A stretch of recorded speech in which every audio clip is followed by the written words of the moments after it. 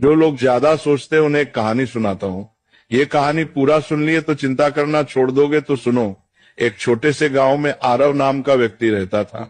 आरव बहुत मेहनती था, लेकिन उसकी एक आदत उसकी शांति छीन चुकी थी, बेहद चिंता करना। सुबह उठते ही वो सोचता, कल क्या होगा, पैसा रहेगा या नहीं, लोग क्या कहेंगे, परिवार सुरक्षित रहेगा या नहीं। रात को सोने जाता, तब भी उसका दिमाग रुका नहीं करता। एक दिन अत्यधिक चिंता के कारण उसकी तबीयत बिगड़ गई। गांव के लोग उसे पास के पहाड़ पर रहने वाले एक संत के पास ले गए।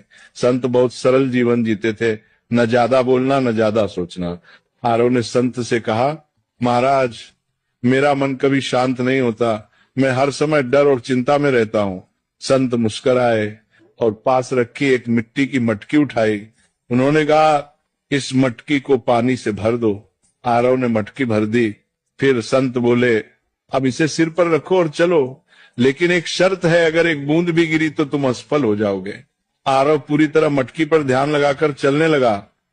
रास्ते में लोग उससे बातें करते रहे, आवाजें आती रही, लेकिन आरव ने कुछ नहीं सुना।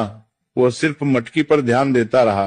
कुछ देर बाद संत ने कहा, रुको, अब बताओ रास्ते में कितने लोग मिले।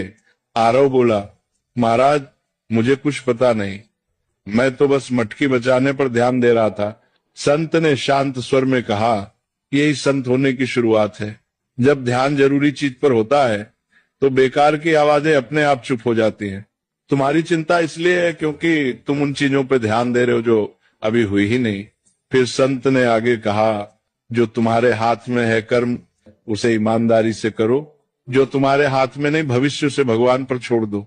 यही संत का मन है। उस दिन आरव समझ गया, संत होना जंगल में जाना नहीं है, संत होना मन की अनावश्यक चिंताओं को छोड़ देना है।